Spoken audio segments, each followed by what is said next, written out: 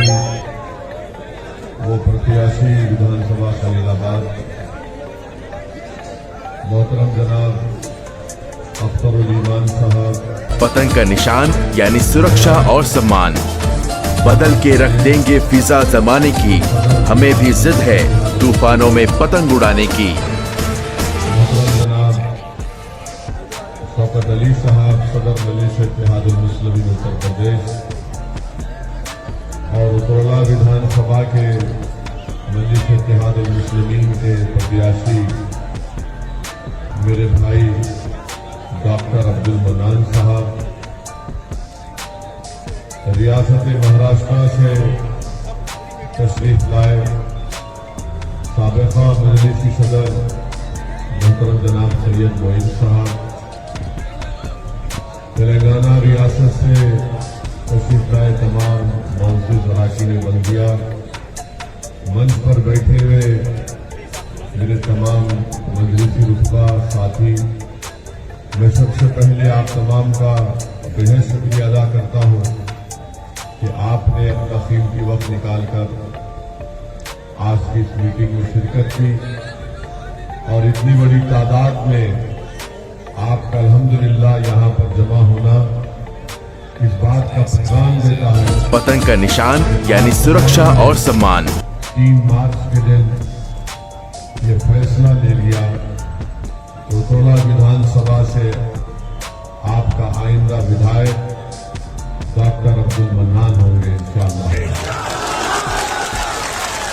मेरे अजीज दोस्तों और बुजुर्गों, मैं शुक्रगुजार हूँ डॉक्टर अयूब साहब का कि उन्होंने अपना कीमती वक्त निकालकर और इस बात को उन्होंने महसूस किया कि आज वक्त के हालात का तकाजा यह है कि हम सबको अपने अख्तिलाफात जो है उसको बाजू रखकर मिलकर दिल और सोच को मिलाकर हमको फिरका परस्ती, मुफाद परस्ती और उन ताकतों से मुकाबला करना है जो हमको अपना हमारा जायज मुकाम नहीं दिलाना चाहते हैं। मेरे अजीज दोस्तों और बुजुर्गों, मजलिस इत्तेहादुल मुस्लिमीन की लड़ाई 65 साल से हमेशा हिस्सेदारी की लड़ाई लड़ी है। मजलिस इत्तेहादुल मुस्लिमीन हमेशा भारत की लोकतंत्र में, भारत की जमहूरियत में संविधान के आईन के दायरे में रहकर हम मजलूमों की, कुचलों की, अति पिछड़ा समाज की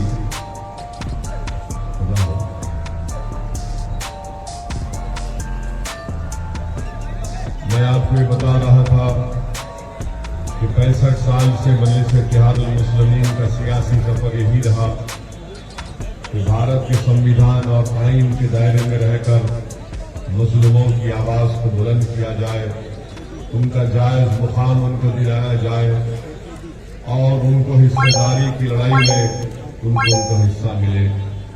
मेरे अजीज दोस्तों और बुजुर्गों, असदुद्दीन ओवैसी कोई आलाजाद के या कोई नवाब खानदान से निकलकर नहीं आया आपके दरमियान में। मेरे बुजुर्ग, मेरे आबा अजदाद ने मेहनत की, जुस्तजू की, आम आदमियों की तरह अपनी जिंदगी गुजारी और अल्हम्दुलिल्लाह उन लोगों का तक़वा, उनकी परहेज़गारी हमारे बुजुर्गों की थी कि आज अल्लाह सुब्हानहू व तआला ने आप तमाम की दुआओं और आशीर्वाद की वजह से असदुद्दीन ओवैसी को यहाँ तक लाकर खड़ा किया।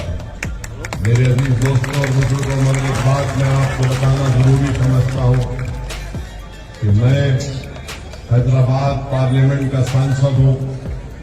हमारे 7 अरकान असेंबली तेलंगाना प्रदेश हैदराबाद में है। हमने अपने 65 साल की सियासी सफर में अब तक सत्ता में हमारा कोई मंत्री नहीं। पतंग का निशान यानी सुरक्षा और सम्मान। क्योंकि हर कोई आपसे आकर कहता है कि जब इलेक्शन जीतोगे तो मंत्री बनोगे या सत्ता में आओगे, मगर हम आपको बता रहे हैं कि सियासी ताकत क्या होती है। हमारे 7 विधायक हैं, 1 MP है, हैदराबाद में 44 हमारे कॉर्पोरेटर हैं।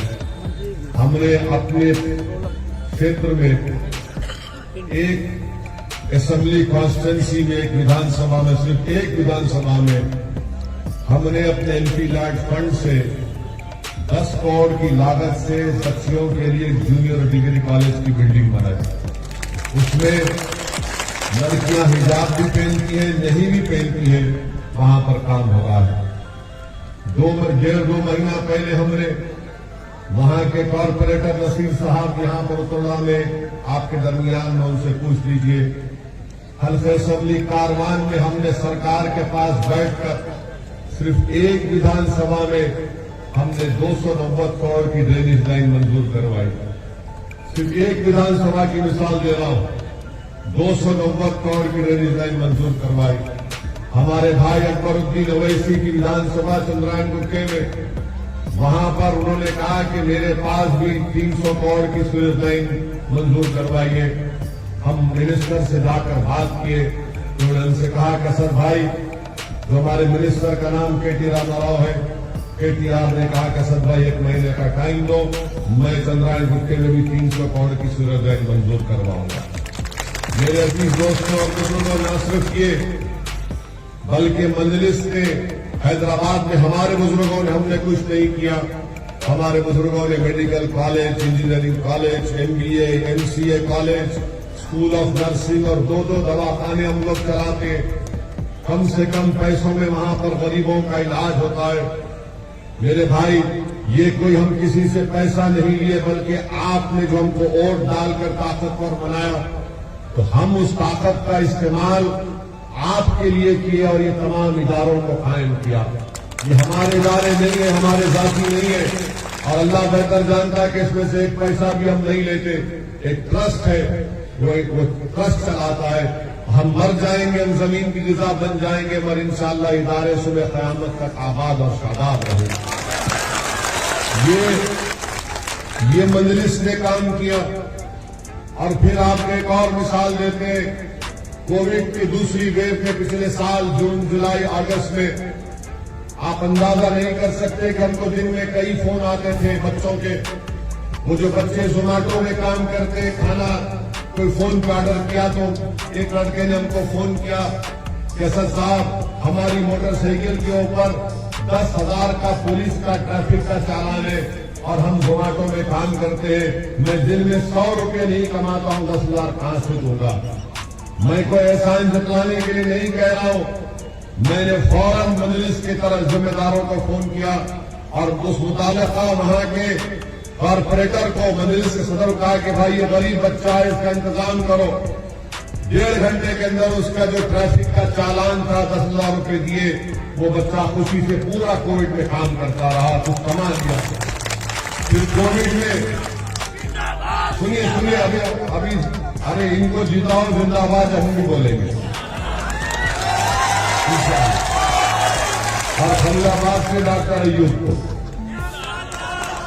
दूसरी बात यह कि कोविड की महामारी में आपको मिसाल दे रहे, उत्तर प्रदेश में भी आपने देखा कि पानी के ऊपर लाशें गिर रही थी। नदी के किनारे कुत्ते किसी के बाप और मां की लाश को कुत्ते लोच कर खा रहे थे। उत्तर प्रदेश में गरीब को ऑक्सीजन नहीं मिला, अस्पताल मिला तो बेड नहीं मिला, बेड मिला तो दवाएं नहीं मिली। वैसे थे एमपी, हमने क्या किया, हमने हमारे क्षेत्र में 800 ऑक्सीजन सिलेंडर हमने फ्री में जनता में दिए। 800 ऑक्सीजन सिलेंडर, और एक कोविड पेशेंट को एक सिलेंडर काफी नहीं होता, कम से कम उसको सेहत होने तक 7 या 8 सिलेंडर उसको हम लोग फ्री में रिफिल करा के दिए। मैंने बाहर से, बर्तानिया से 80 ऑक्सीजन कॉन्सेंट्रेटर मंगवाया। और न सिर्फ हैदराबाद बल्कि अख्तरुल ईमान साहब हमारे बिहार प्रदेश के सदर बैठे, आप पूछ लीजिए। हमने अख्तर भाई के पास भी ऑक्सीजन कॉन्सेंट्रेटर भिजाए। अख्तर भाई जो बिहार का, भारत का जिस तरह पसमानदा इलाका सीमांचल है, सीमांचल की जनता को हम सलाम करते हैं कि उन्होंने हमारे 5 विधायक को कामयाब किया। हमने कहा अख्तर भाई, आज वहां की जनता परेशान है, बिहार की सरकार दरमियान में तुम ऑक्सीजन कॉन्सेंट्रेटर बिहार को भिजाए, बिहार को भी हमारे हर एमएलए को 2-2 ऑक्सीजन कंसंट्रेटर दिए के रखिए, अस्पताल में दीजिए। बड़ा काम नहीं किया, मगर हमारी अखलाकी जिम्मेदारी थी कि हमारा विधायक जीता, बिहार से 5 विधायक जीते, औरंगाबाद से हमारा एमपी जीता, धूलिया महाराष्ट्र में और मालेगांव में मुफ्ती साहब हमारे एमएलए, हमने औरंगाबाद और मालेगांव धूलिया को भी ऑक्सीजन कंसंट्रेटर दिया है। पतंग का निशान यानी सुरक्षा और सम्मान। कोई पार्टी इस तरह का काम किया कोविड के सेकेंड वेव में? हमारे मजलिस के इंतजामात के जिम्मेदार अपनी जान को जोखिम में डालकर कोविड के मरीजों के पास ऑक्सीजन सिलेंडर ला कर देते थे, घर पर ला कर देते थे, उसको फोन करते थे हमको कि हमारे को सिलेंडर की जरूरत है। रात के 2-2 बजे, सुबह 3 बजे सोना था कि बेड नहीं मिल रहा, हमारे लोग दौड़ते थे मजलिस के जिम्मेदार अपनी जान की परवाह किए बगैर। ये मजलिस का तरीका है काम करने का। आप अगर यहाँ पर डॉक्टर मन्नान को अपना विधायक बनाएंगे, हम आपसे वादा कर रहे हैं कि ना सिर्फ डॉक्टर मन्नान बल्कि सऊदी ओवैसी भी इस उतला विधानसभा में आपके दरमियान रहकर आपकी तकलीफ को दूर करने का काम करेंगे। मैं कोई आसमान से तारे तोड़कर लाने का वादा नहीं कर रहा हूं। जो अल्लाह ने मुझे इज्जत दी, मुकाम दिया, इसीलिए दिया कि मैं गरीब और मजलूमों का साथ दूं, और हम वो काम करते रहेंगे। आपको एक और सियासी ताकत का बताता हूं। अख्तर भाई बैठे हुए हमारे प्रदेश बिहार के सदर, जनता दल का नीतीश कुमार की पार्टी का एक मेंबर, उसको लोग गुंडाई लोग पकड़कर उसकी जान ले लिए। पूरी ऐवान असेंबली को अख्तर अली मान हिलाकर रख दिया। उसके घर को गए, उस पीड़ित परिवार के घर को गए, उसके घर वालों से मिला, उसकी बेवा को अख्तर अली मान ने बाजू बिठाकर सरकार से ये मुतालबा किया कि मरने वाले को 1 करोड़ रुपया मिलना चाहिए। मरने वाला तो नीतीश कुमार चीफ मिनिस्टर की पार्टी का था। नीतीश कुमार की सरकार बिहार में एनपीआर एनआरसी को पिछले दरवाजे से लाना चाहती थी, तो मजलिस इत्तेहाद मुस्लिमीन का विधायक बिहार की विधानसभा में खड़े होकर वहां की सरकार को कह दिया अगर एनपीआर एनआरसी बिहार में शुरू होगा तो अख्तर अली मान पूरे पटना को जनता से भर देगा। ये काम हम बर्दाश्त नहीं करेंगे। लोग बोलते कि तुम्हारे 5 विधायक जीते बिहार से, तुम सत्ता में नहीं हो। मैं आज चैलेंज के साथ कहता हूं कि जिन विधानसभा से मजलिस के 5 विधायक जीते, जहां वर्षों से गांव में काम नहीं हो रहा था, आज वहां पर विकास का काम हो रहा है, जनता खुश है वहां पर। तो ये हमेशा बोल रहा है कि सत्ता मिलेगी। सत्ता जब मिलती है ना किसी को, तो उसकी जेब मोटी होती है, गरीब का फायदा नहीं होता। सत्ता जब आप देते हैं तो उसमें काबिलियत होनी चाहिए कि लड़कर काम कराया जाए। बैठ जाए जाकर एसडीएम के पास, डीएम के पास, एसपी के पास, या तो मुझे तुम जेल में डालो या गरीब से इंसाफ करो। ये काम मजलिस करके आई और करेंगे तो आगे भी इंशाअल्लाह ताला। मेरे अजीज दोस्तों और बुजुर्गों, अब फिर हमारे ये जो समाजवादी के लोग, बसपा के, कांग्रेस के लोग बोलते कि बताओ डॉक्टर मन्नान और ओवैसी का क्या मामला है। अरे मैं तुमको आज की सभा में खड़े होकर कह रहा हूं, बताओ अखिलेश और कांग्रेस के लीडर राहुल गांधी कौन से खानका के शेख के मुरीद है? बताओ। अखिलेश यादव और राहुल गांधी कौन से खानका के शेख के मुरीद है? और वो जो बसपा की मैडम है वो कौन सी पिलानी मां है? याद रखो, अगर तुम बोलना शुरू करोगे तो हमारी जबान बहुत लंबी है, बहुत बोल देंगे, पूरा शीशा खोल देंगे तुम्हारा। अगर तुम बात करते हो तसव्वुफ की तो सुनो। तसव्वुफ के माने जुनैद बगदादी रहमतुल्लाह ने बताए थे कि तसव्वुफ वो है, सूफी वो है जो दुनिया में मर चुका और अल्लाह के लिए जिंदा हो। वो सबक हमने खानकाह से सीखा, अब हमको सबक सिखाएंगे, आप बताएंगे हमको। तो बताओ फिर तुम जिस पार्टी की तारीफ कर रहे हो कौन सी खानकाह का शेख है? डॉक्टर मन्नान है, डॉक्टर है, इंसान है, तड़प रखता है आपके लिए। मेरे अजीज दोस्तों और बुजुर्गों, ये बात को आपको समझना है। और हम यहां के साबिका विधायक अनवर हाशमी साहब के लिए हम दुआ करते हैं कि अल्लाह सुब्हानहू व तआला उनको सेहत दे और उनकी मसाइब और मुश्किलात से अल्लाह उनको राहत दे। वो हमारे पार्टी के नहीं है, मगर हम कैसे नाम भूल जाए।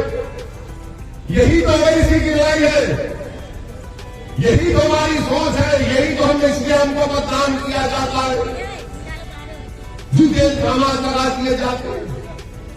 मेरे भाई, औरंगाबाद में एमपी की सीट इम्तियाज जलील है। बोलते ये लोग क्या बोलते, ओवैसी आएगा तो बीजेपी भाजपा जीत जाएगी। अरे भाई, कहां जीतेगी?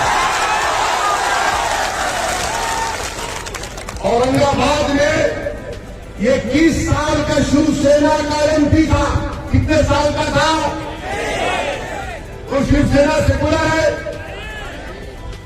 उसका एमपी को इम्तियाज जलील खड़ा हुआ तो औरंगाबाद की जनता को सलाम कि उन्होंने 21 साल के शिवसेना और भाजपा मिलकर लड़ रही थी 21 साल से, उसके एमपी को औरंगाबाद की जनता ने इम्तियाज जलील को अपना सांसद बनाया। कांग्रेस करी कुछ, महाराष्ट्र की सपा करी, कुछ नहीं करी। इनको डर यही है कि ये बड़े बड़े खिलों को तोड़कर आगे बढ़ रहा है, बड़े बड़ों को नीचा कर रहा है। मैं मजलूमों को गाना चाहता हूं, मैं बड़ों की फिक्र नहीं करता आया हूं। मेरी आंखों में कमजोर, जो कमजोर है मेरी आंखों में मजबूत है। और बोलते क्या ये इश्क करता है? अरे दीवाने, मुझसे बड़ा कोई रसूल अल्लाह सल्लल्लाहु अलैहि वसल्लम का चाहने वाला नहीं होगा। ये तो उनका सत्ता है, गमकार है। ये तो उनका सत्ता है, गमकार है। और उन्हीं का कर्म होगा, उन्हीं की सिफात हो गई तो हम कामयाब होंगे सर के मैदान में। इस हमको सिखाएंगे आप?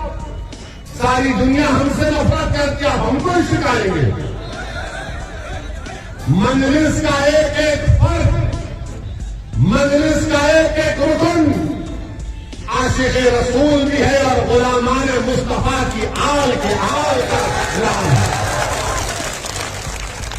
और अगर तुम इस पर बहस करना चाह रहे, तुम नहीं बैठ पाओगे 10 मिनट के हमारे सामने, तो हम तुमसे पूछेंगे तो तुम जिस पार्टी की तारीफ कर रहे हो उसका नेता कौन सी खानखा का शेख है? हम तुमको बताएंगे हमारा शेख कौन है। मेरे अजीज दोस्तों और बुजुर्गों, क्या कहा था इकबाल ने इसके बारे में? इसके मिहराब से नग़्मे तारे हयात, इससे नूर हयात, इससे नारे हयात। और क्या कहा था इकबाल ने कि बुझी इसकी आग तो अंधेर है, बुझी इसकी आग तो अंधेर है, मुसलमान नहीं खाक का ढेर है। हम तो इसकी बात करते, और ये तमाम सपा बसपा कांग्रेस के लिए हम तो कहते हैं कि हम इनकी लैला हैं। ये पूरे हमारे पीछे पड़े रहते हैं दिन भर, रात भर। रात में भी इनको ख्वाबों में नजर नहीं आती, इसलिए हमारी गाड़ी पर गोलियां चलाई गई, 4 गोलियां हमारी गाड़ी पर चलाई गई। तो हमको एक सपा वाले ने फोन करके कहा कि आपकी गाड़ी पे नीचे लगी गोली। मैंने कहा बेटा एक काम करना, तुम्हारे भैया को बुलाना, गाड़ी में बिठाते हैं और 4 राउंड नीचे मारते, अगर वो पेशाब ना कर दे तो हमको बोलना। हमारी गाड़ी पर 4 गोलियां चली आपके दुआओं से। रसूलुल्लाह सल्लल्लाहु अलैहि वसल्लम के सदक़े तुफैल में, अहले बैत के सदक़े तुफैल में, अहले दिल की दुआओं की वजह से अल्लाह ने हमको महफूज रखा। और हम 24 घंटे के अंदर पार्लियामेंट में जाकर तकरीर भी किए। अगर किसी की गोली पर गाड़ी पर 2 पत्थर पड़ जाते तो घर से नहीं निकलता 4-4 दिन। हमको कहते हमको सिक्योरिटी नहीं चाहिए, हमको नहीं चाहिए, हम जनता के दरमियान में रहेंगे। अमित शाह ने कहा जेड कैटेगरी ले लो ओवैसी जी। हमने कहा जेड कैटेगरी सिक्योरिटी नहीं चाहिए, हमको ए कैटेगरी का शहरी बनाओ, हमको बराबर लाओ, सबके बराबर करो। ये लड़ाई मजलिस इत्तेहाद मुस्लिमीन की है। और आपके विधानसभा में हम रुक गए कजा के लिए। हाँ, एक रुपये कमा के लिए तुम जारी रखते हैं। आपको करोड़ा विधानसभा में रेलवे लाइन है? नहीं है। रेलवे लाइन नहीं है, नहीं है। हम जिम्मेदार है, डॉक्टर मन्नान जिम्मेदार है। डॉक्टर मन्नान ने कहा कि रेलवे लाइन मत डालो। ये डबल इंजन की सरकार मोदी योगी की भूली गई उत्तराला को, और यहां का बीजेपी का विधायक भी रेल की लाइन नहीं डाला, मगर बोला double engine, double engine, double engine. पतंग का निशान यानी सुरक्षा और सम्मान। रेलवे की लाइन नहीं डाली, डबल इंजन, डबल इंजन। और फिर बोलते, मुख्यमंत्री बोलते, मैं मई जून में बर्फ डालूंगा। मुख्यमंत्री जी, मई जून में बर्फ मत लाओ। उतरौला में तुमने कितने शिक्षा के स्कूल खोले बताओ? तुम जनवरी में गर्मी की बात मत करो, तुम बताओ कितने उतरौला में अस्पताल है? कुछ भी नहीं है, नहीं है। कितने लोग नहीं हाथ उठा रहे बताओ? अब इसका इलाज करेंगे? इसका इलाज कैसे करेंगे? इलाज डॉक्टर ही करेगा ना, योगी तो नहीं करेगा, अखिलेश तो नहीं करेगा, और राहुल तो भाग के वहां चला गया, वो भी नहीं करेगा। तो कौन करेगा? डॉक्टर मन्नान करेगा इंशाअल्लाह। तो आपसे यही बता गया है कि डॉक्टर मन्नान साहब को, डॉक्टर मन्नान साहब का निशान पतंग का है। पतंग के निशान पर बटन दबाइए और डॉक्टर मन्नान को अपने वोटों से कामयाब करिए, नेता बनाइए। नेता बनाने की लड़ाई लड़ रहे हैं हम लोग, हिस्सेदारी की लड़ाई लड़ रहे हैं। भागीदारी परिवर्तन मोर्चा बाबू सिंह कुशवाहा को मुख्यमंत्री बनाने की लड़ाई लड़ रहा है।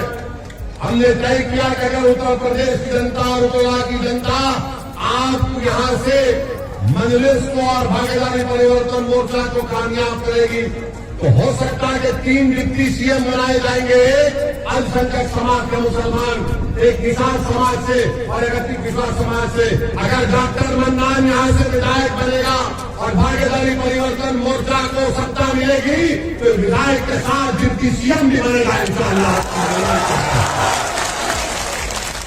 हम कह रहे हैं आपसे, मगर आपको फैसला लेना है, आपको बहादुरी से फैसला लेना है।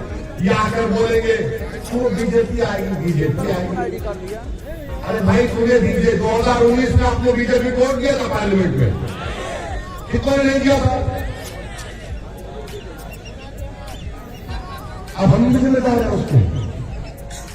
ये आकर बोलते हैं शैतान जब कान में कुछ करता है ना, अब हमारे जाने के बाद ये इब्लीस की औलाद बहुत बोलेगी, अरे देखो बीजेपी, बीजेपी। अरे बीजेपी का वजीफा तू इतना क्यों करता? तो समझ नहीं आता। मेरे अजीज दोस्तों और बुजुर्गों, आपसे मदद गुजारिश कर रहे कि आप इनकी बातों में मत आइए। 5 साल के लिए हमको मौका दीजिए, सिर्फ 5 साल के लिए हमको मौका दीजिए। उतरौला में हम ऐसा विकास, ऐसी तब्दीली लाएंगे इंशाअल्लाह ताला कि आप भी कहेंगे कि हमारे फैसले पर आपने जो फैसला लिया वो इससे उसकी पार्टी ने हमको शर्मिंदा नहीं किया। तो आपसे गुजारिश करने आए कि आप 3 मार्च के दिन पूरे एतमाद के साथ निकलिए, और हम आपसे वादा कर रहे हैं, ये मोदी कुत्ता सांड का आवारा पशुओं का मसला नहीं कर सकेंगे। मोदी और योगी नहीं कर पाएंगे। मेरे अजीज दोस्तों और बुजुर्गों, बहुत से मसाइल हैं आपकी विधानसभा में, तकलीफ है। हम आपसे सिर्फ यही इल्तिजा करने आए हैं कि 3 मार्च को आप डॉक्टर मन्नान को देकर कामयाब करिए, और आपसे अपील कर रहे हैं कि आप डरिए मत, डरिए मत। आप डरेंगे? डरेंगे आपको? ऐसा ही बोल रहे, आप पूरे एतमाद के साथ बोल रहे, डरिए मत। अब हमारे भाषण के बाद क्या बोलेंगे मालूम आपको? अरे उधर का वोटर बीजेपी में जा रहा है, फिर जब मतदान का दिन आएगा अफवाह फैलाएंगे। ये पुलिस की औलाद है ना, ये लोग कुछ करते हैं। तो जब आकर वो बोलेगा तो बोलना, अरे पोस्ट और कहां जाता, जाने से मेरा वोट तो डॉक्टर मन्नान के लिए।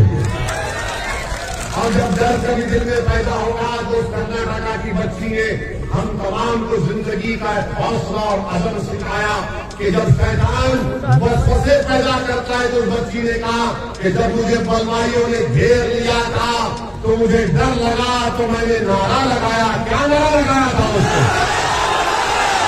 जोर से लगाओ, दम से लगाओ, झूम के लगाओ, इसमें झूम के लगाओ।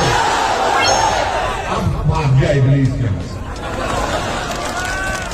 बोलेगा ये तो अजीब बात कर दिया है, मगर मेरा ये भड़काऊ भाषण जो आज का हुआ है, आपसे विनती करते हैं इसको नौजवानों से, खासतौर से जरा इसको फैलाओ। व्हाट्सएप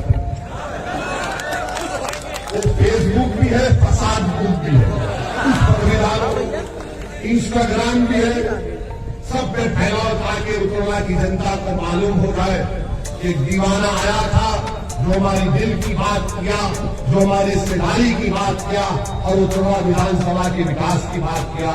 आप तमाम का बेहद शुक्रिया कि आपने अपना कीमती वक्त निकालकर आज की इस मीटिंग में शिरकत की। हमको डुमरियागंज भी जाना है और 4 जगह जाना है, मगर आते रहे।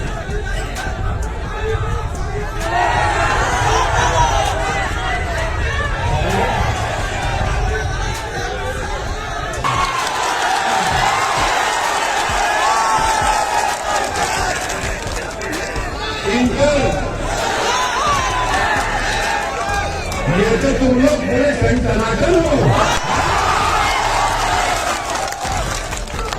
अच्छा, तो हमको ये भी करना पड़ रहा है। ठीक है, तो देश के गृह होम मिनिस्टर अमित शाह साहब उन्हीं का बोल रहे हैं। वो उत्तर प्रदेश को आए तो आकर उन्होंने कहा कि बीजेपी को खुदा न खास्ता सत्ता दोबारा मिलती है तो अमित शाह ने कहा कि मैं नौजवानों को पैगाम दे रहा हूं कि जो 12वीं के बाद इंटर में जाएंगे उनको क्या दिमाग है, अरे क्या दिमाग है शाह साहब, वाकई में शाह है। मोदी जी ने भी ऐसे लोगों को पाला है। पशु को छोड़िए खेत में और शाह को बोले 12th के बाद मगर मोदी जी कहते हैं कि सियासी जिंदगी में हंसी मजाक होना चाहिए। मन की बात में कहा था तो हमको उसी पर एक चीज याद आ गई कि मोदी जी सऊदी अरब गए थे। सऊदी अरब गए तो वहां पर सऊदियों ने उनको तोप दिखाई तो मोदी जी बड़ी गहराई से उसका मुकाबला किए, घूम के देखे, किए और देखकर उस सऊदी शेख से बोले कितना दूर तक फेंकती?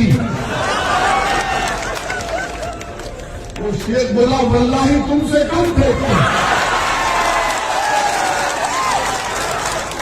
15 लाख की आए, 2 करोड़ नौकरियां नहीं आए। अब कह रहे 10 मार्च के बाद मैं टूटा साइन का मसला हल करूंगा। मोदी जी गरीब परेशान है, सब परेशान है, मगर उत्तराखंड की विधानसभा की तरक्की के लिए असदुद्दीन ओवैसी, अमित शाह, नरेंद्र मोदी, ये सबको बाजू रखिए। आपका सोच, ये विधानसभा आपकी है, इन बच्चों का मुस्तकबिल आपका है। 5 साल के बाद जब ये बच्चे बड़े हो जाएंगे ये आपसे सवाल करेंगे, बताओ आपने हमारी विधानसभा में शिक्षा का इंतजाम क्यों नहीं किया, अस्पताल क्यों नहीं आई, रेलवे की लाइन क्यों नहीं आई, यहाँ के रोड पानी का इंतजाम क्यों नहीं किया। हमारा नेता कौन है? हम किसका हाथ पकड़ कर रोएंगे? कौन हमारी सरपरस्ती करेगा? कौन हमारी रहबरी करेगा? मेरे भाई, इस पर आपको वोट देना है। डॉक्टर मन्नान एक बेहतरीन आदमी है, मैं इनको करीब से जानता हूं। ये आदमी आपके लिए तड़पता है, याद रखिए, इसके दिल में आपकी तड़प है और ऐसे तड़पने वाले को आप अपने वोट से इनको कामयाब कर दिए। और मैं आपसे अपील कर रहा हूं कि हमारे लिए दुआ करिए कि अल्लाह जब तक हमको जिंदा रखे अल्लाह हमारी ज़बान से सच्चाई और हक को बयान करने का अल्लाह हमको पतंग का निशान यानी सुरक्षा और सम्मान।